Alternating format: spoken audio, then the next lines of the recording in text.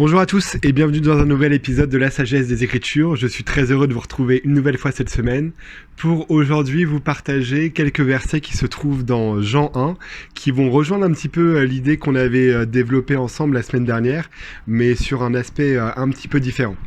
Alors en fait, dans Jean 1, c'est le début du ministère de Jésus-Christ. Donc Jésus-Christ n'est pas encore très connu, et on a Jean-Baptiste qui était déjà lui un peu plus célèbre en tant que prophète, et qui a annoncé que Jésus-Christ allait venir. Et donc à un moment, Jean-Baptiste dit à deux de ses disciples que l'homme qui est en train de marcher là-bas, c'est Jésus-Christ. Et donc on va lire la conversation que Jésus-Christ a eue avec ses deux disciples. Donc au verset 37, les deux disciples l'entendirent prononcer ces paroles et ils suivirent Jésus. Jésus se retourna et voyant qu'ils le suivaient, il leur dit : « Que cherchez-vous ? » Et ils lui répondirent : « Rabbi, où demeures-tu ? » « Venez, leur dit-il, et voyez. » Ils allèrent et ils virent où il demeurait, et ils restèrent auprès de lui ce jour-là. Alors, c'est déjà cette petite invitation que Jésus il a lancée, qui est de venir et de voir. Et donc on peut lire après que du coup, en fait, quand les deux disciples sont venus et ont vu, et ils sont restés auprès de Jésus.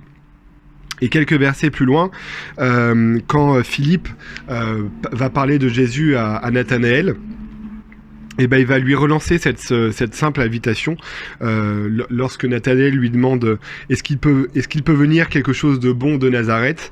Philippe va lui répondre viens et vois. Alors j'aime bien ces deux petites invitations et je pense qu'elles sont importantes à prendre dans l'ordre. C'est-à-dire que la première chose à faire quand on veut savoir si Jésus-Christ est véritablement le Fils de Dieu, c'est d'aller vers lui et de s'engager à mieux le connaître, comme on l'avait dit un peu avec les rois mages. Et c'est lorsqu'on a commencé à s'engager et qu'on le suit et qu'on voit les actions qu'il fait dans notre vie, que alors on fait comme les deux disciples de Jean-Baptiste, on va rester avec Jésus-Christ. Et c'est intéressant que l'invitation, ça soit pas vois et viens. Et bien souvent, c'est comme ça que on espère que les choses vont fonctionner. C'est qu'on espère déjà qu'on va voir les miracles que Dieu va faire dans notre vie. On espère voir les bénédictions que Dieu va nous donner. Et après, on va décider si en fonction de ce qu'on a vu ou pas, on va le suivre ou pas. Sauf que c'est jamais comme ça que ça fonctionne. C'est pas vois et viens, c'est viens et vois. Et donc c'est toujours l'épreuve de la foi en premier avant que on puisse recevoir notre révélation personnelle. Et c'est quelque chose que je voulais partager avec vous parce que j'ai souvent essayé de montrer aux personnes qui étaient autour de moi que Jésus était le Christ et que en fait c'était lui qui apportait la vraie joie et la vraie paix dans la vie. Et j'essayais de montrer ça de toutes les manières possibles, avec des arguments, avec la logique, avec mon expérience personnelle.